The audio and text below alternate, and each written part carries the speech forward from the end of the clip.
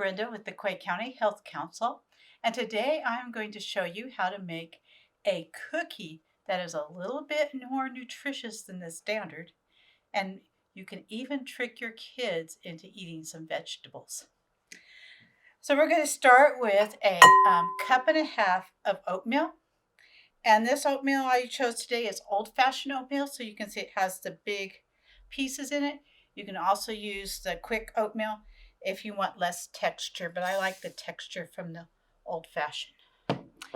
And then we're going to add a cup of all-purpose flour, but because of our altitude, I add just a little bit more, less than a quarter cup more, to try to give it a little more body so my cookie holds together better, especially if I'm going to ship them.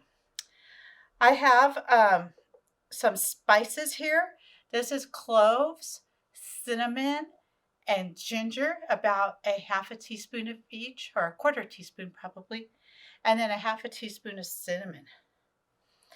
And then I have baking powder, and it calls for 3/4 of a teaspoon, and then baking soda, which calls for a half, and then salt for a half a teaspoon.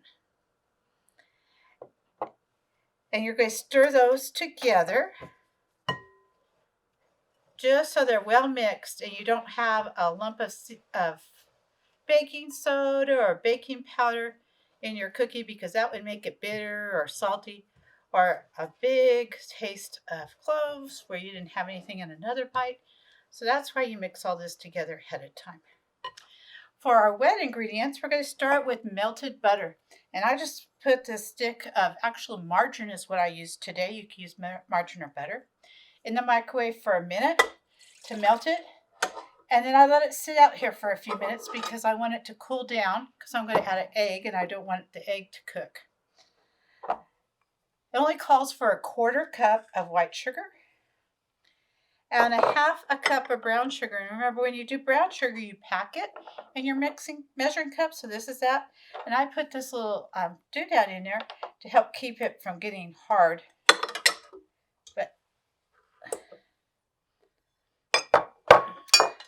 So like any standard cookie recipe, you would cream these together.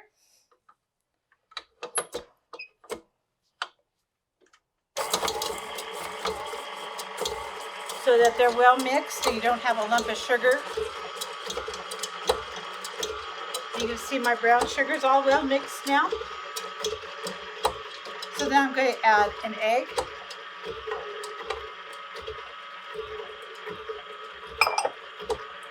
And some vanilla.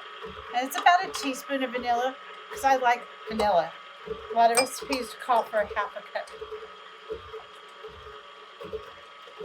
So the next ingredient is the carrot. And so this is about 2 large carrots.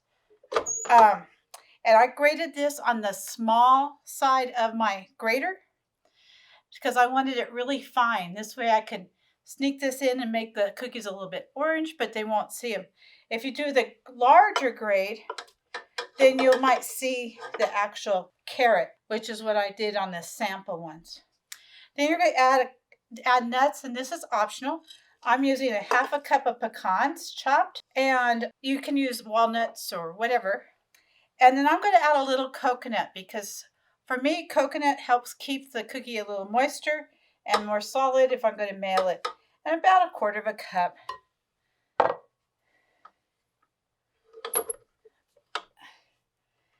And mix those together really good so the carrot's evenly dispersed.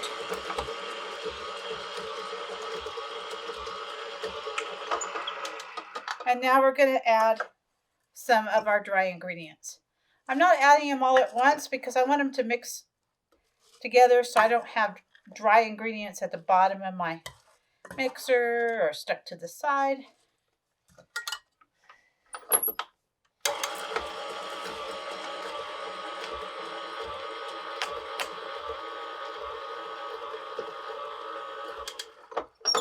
And I'm just using the stir on this mixer. You can definitely do this by hand if you don't have a mixer, or you can use a hand mixer just on low. Well, or medium. You don't want to do the high.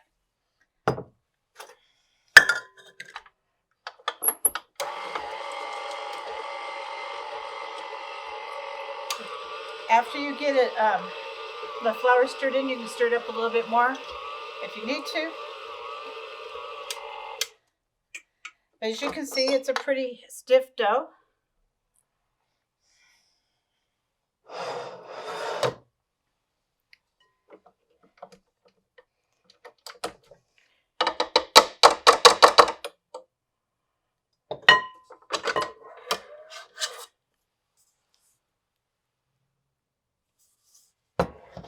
And it's sort of orange and pretty. Okay, the next step is to scoop this out onto a cookie sheet.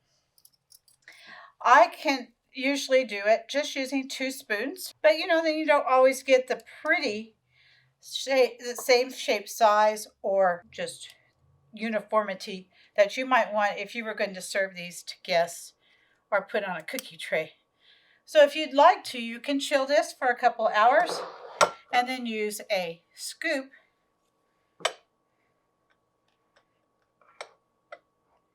and put them down here. So as you see the difference in the color of these, the ones I'm scooping out now that I chilled in the refrigerator, 2 hours you're supposed to chill it. These were chilled overnight. I used big grades of the carrots so you can really see those.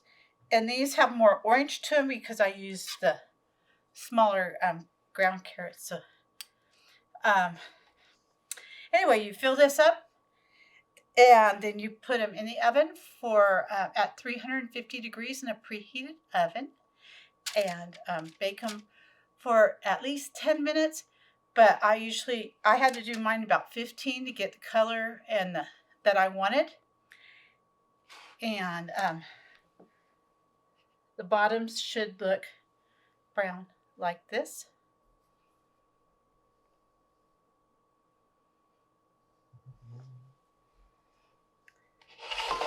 After they come out of the oven,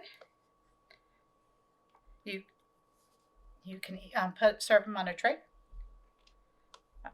There might be a browner one.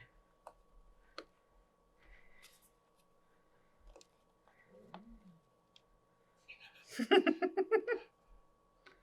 guess this is it.